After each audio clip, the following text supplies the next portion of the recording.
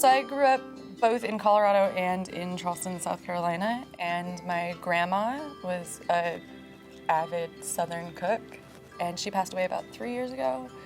And kind of when I found out about the Lemelson program and the opportunities that were available, I knew that I wanted to do something kind of for her. I'm Alison Solomon Wales, and the title of my project is We Worked So Hard to Get Off the Farm, Backyard Gardening, Farming, and Identity in Alabama.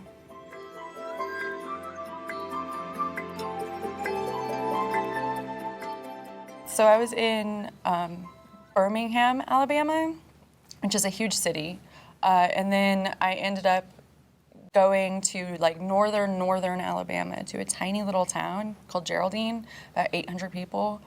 And so I interviewed people at both sites. Initially, I just went in to ask open-ended questions about what people eat, how kind of gender relations play into foodways and like meal choices, and how meal choices are affecting kind of the obesity epidemic in the South. And that's what I intended to do and not what ended up happening, because my hypothesis was totally off base. So I ended up finding out that there was a lot of privileging of local foodways in Alabama. So I ended up looking into backyard gardening. We would get up at about 7 in the morning, and I had to wear this disguise, right? Because it's the Deep South. And I had to be completely covered, which is not pleasant in the summer in Alabama. But I had to cover all my tattoos. I had blonde hair. I'd taken my piercings out. I wore like earrings that covered my ear holes.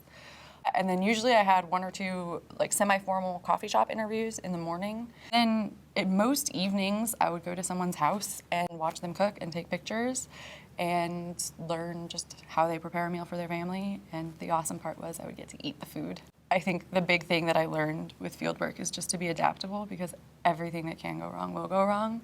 But maybe the thing that went most right was my husband and I walked into a church dinner. This elderly woman reached out and grabbed me and was like, "You're sitting with me." And she ended up being one of my key informants, and I talk to her almost every day. She's an avid texter, which I love. And she kind of adopted us as her surrogate grandkids. And she ended up like taking us to her friends' houses and introducing us to a wide array of people. That was like the coolest moment I could possibly imagine. I didn't even find her, she found me.